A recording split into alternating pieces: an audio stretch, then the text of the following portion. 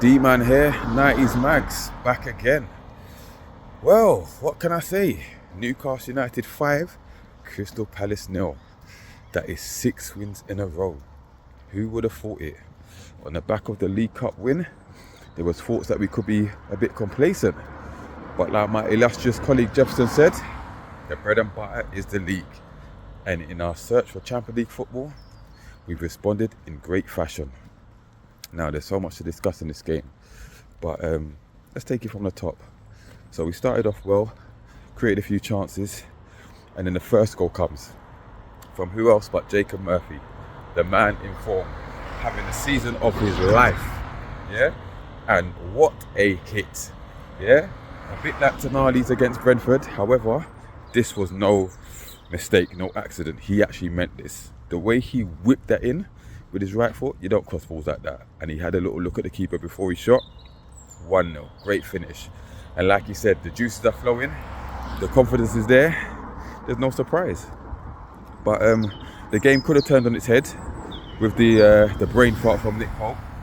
You know, maybe a bit harsh. Some say it was a penalty, some say it wasn't. But I mean, to take 7 minutes to decide was ridiculous in itself. But the man redeemed himself with a save. But let's not make no mistake, this was a god-awful penalty from Eze. I don't think you can see a worse one this season. And then, in a matter of minutes, well, matter of seconds really, we go 2 up. Harvey Barnes down the left-hand side, attempted cross, and there's Mark Gahey to slot it in for us. And Gahey himself, he loves scoring for us. Some will say he's begging for a move to St James's Park. But not sure we need him now at the moment. But yeah, 2-0. And then shortly after that, it becomes 3. Great counter-attack. Bruno feeds it to Tonali. The reverse ball to Harvey Barnes, who was screaming for it on the left-hand side. And again, like the form he's in, there was no way he was passing to Isak. You know, he's known for cutting on the right and banging it, but no. Little step over shimmy and slots it in with his left foot bottom corner, 3-0. And then we put the icing on the cake, 4-0. Just before the half ends. Jacob Murphy gets the roll back from Kieran Trippier, and what a delivery. You know, and that's one thing Murphy's improved on this season. That's why he's got so many assists. I think that's 17 goal contributions this season. Whips in a fabulous ball to Fabian Schär, who nods it in for 4-0.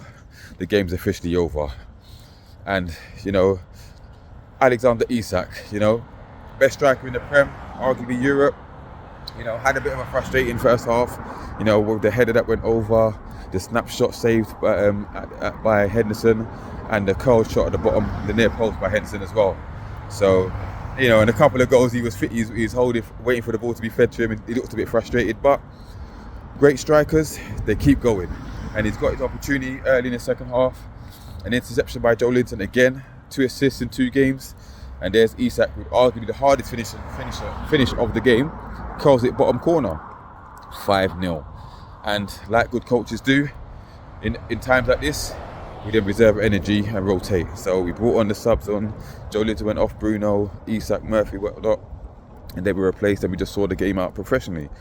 And like I said, 5-star performance. The goal difference is up. You know, it's no coincidence that, you know, 1 against West Ham, 2 against Liverpool, 2 against Brentford, 3 against Leicester, 4 against Man United, 5 against Crystal Palace. So what's next? 6 against Villa? Who knows? The way we're playing, I wouldn't put it past us. But that will be a tough game. That will be a tough game. So we're in a good place. You know, we're up to 3rd in the league, 2 points clear of Forest. The goal difference is up as well. You know, we can go into the Villa game with confidence. You know, and I'll tell you what, if we win that, we're dreaming of 2nd place. Arsenal beware. But yeah, we had a few standout performances, like I mentioned. Jacob Murphy, you know, in the form of his life, playing extremely well.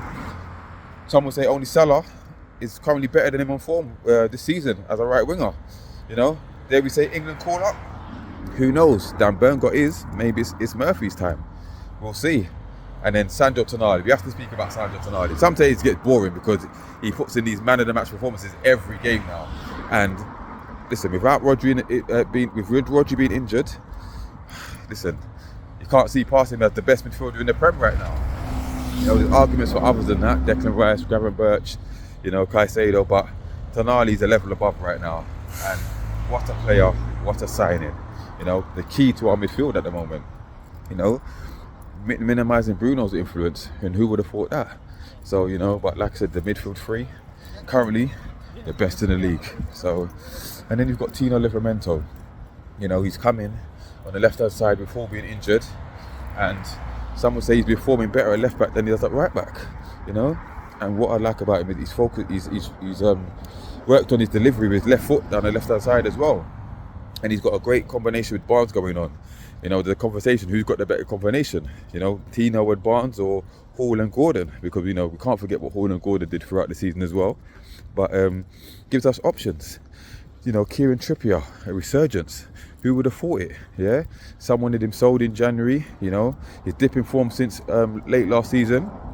But, you know, a switch has been turned on. And, you know, some will say back to the old trips. You know, so long may it continue. But we're in a good space. We're in a good space. You know, 6 games left, 3 home games. You know, we should be confident of making top 4 at least. But we have to keep going. But everything looks positive at the moment. You know, want to see Eddie Howe back on the touchline. But Tyndall's doing a good job at the moment. 2 games, 100% record. There's no complaints. No complaints. So, you know, let's see what we can do against Villa. I take a point at this rate, but a win would be fantastic.